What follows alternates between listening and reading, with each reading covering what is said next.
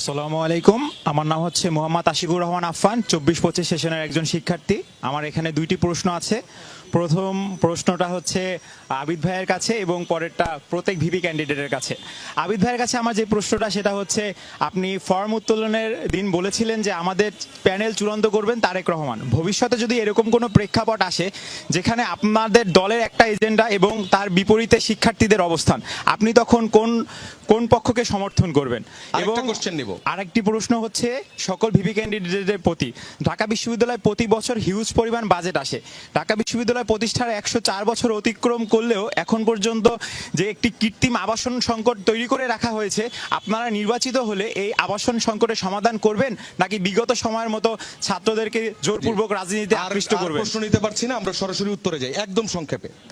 ধন্যবাদ ভাই আপনাকে। আমি শুরুতেই যদি উত্তরটা বলি, আমি যেটা বলেছিলাম সেটা হচ্ছে আমাদের সাংগঠনিক অভিভাবক জনাব তারেক রহমানের কথা যেটা বলেছিলাম, আমি সেভাবে বলিনি যে তিনি আমাদেরকে প্যানেল নির্ধারণ করে দিবেন। জনাব তারেক রহমান যেহেতু আমার সংগঠনের সাংগঠনিক অভিভাবক এবং একটা পার্টির চেয়ারম্যান, সুতরাং সেক্ষেত্রে তার ছাত্র সংগঠনের খোঁজখবর কিংবা হচ্ছে তার তদারকি রাখা সেটা তার কোনো অপরাধ নয়। এক, দুই হচ্ছে যে আমাদের যে প্যানেল নির্ধারিত হয়েছে সেটা কিন্তু অলরেডি পত্রপত্রিকায় দেখেছেন, সেটা কিন্তু আমরা সিলেক্টেড হয়ে আসি না, আমরা ইলেক্টেড হয়ে আসছি পার্টি থেকে ইলেক্টেড করার মধ্য দিয়ে আমাদেরকে এখানে নির্বাচন করার সুযোগ দেওয়া হয়েছে।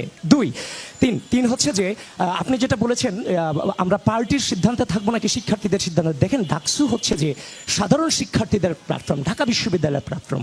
আমি যখন ডাকসুকে প্রতিনিধিত্ব করছি, আমি ঢাকা বিশ্ববিদ্যালয়ের শিক্ষার্থীদেরকে প্রতিনিধিত্ব করছি, আমি কোনো নির্দিষ্ট সংগঠনকে প্রতিনিধিত্ব করছি না। যেদিন আমি ডাকসুতে থাকবো সেদিন একমাত্র এজেন্ডা হবে আমার ঢাকা বিশ্ববিদ্যালয়ের শিক্ষার্থীরা কে চায়, কারণ আমার কোনো পার্টি আমাকে সেখানে বসাই দেয় নাই, আমার ঢাকা বিশ্ববিদ্যালয়ের শিক্ষার্থীরা সেখানে আমাকে বসিয়ে দিয়েছে। ধন্যবাদ। এরপরে হচ্ছে যে আর একটা সম্পর্ক কোশ্চেন হচ্ছে যে আমার উমামা ফাতেমা আপু বলেছেন আমরা দুজন ঝগড়া করছি। দেখেন, আমরা ঝগড়া করছি না, আমরা যেটা বলছি এটা ডাকসুর পার্ট। ডাকসুর উদ্দেশ্যটা লেখা আছে যে মুক্তিযুদ্ধ, স্বাধীনতা যুদ্ধ এবং মুক্তিযুদ্ধের চেতনাকে লালন করা, কিন্তু 5 আগস্টের পর আমরা যেটা দেখেছি এবং মিথ্যাচার হচ্ছে সেটার জবাব দেওয়াটা আমার দায়িত্ব। এরপরে হচ্ছে যে উনি আরেকটা বলেছেন লাইব্রেরিতে হচ্ছে যে আমাকে ইন্ডিকেট হয়তো বা করেছেন লাইব্রেরিতে আমি কেন গিয়েছি। আমি একটা সংগঠনের ভিপি ক্যান্ডিডেট, অবশ্যই আমার একটা ইশতেহার আছে, সুতরাং মাঝে মাঝে কিছু কিছু জিনিস আমাকে তদারকি করতে হয়, দেখতে হয় ইশতেহারে তুলে আনবার জন্য, যার ফলশ্রুতিতে আমি সেই কাজগুলো করার জন্যই সেখানে আমি গিয়েছিলাম। ধন্যবাদ, আশা করি অ্যান্সার পেয়েছেন।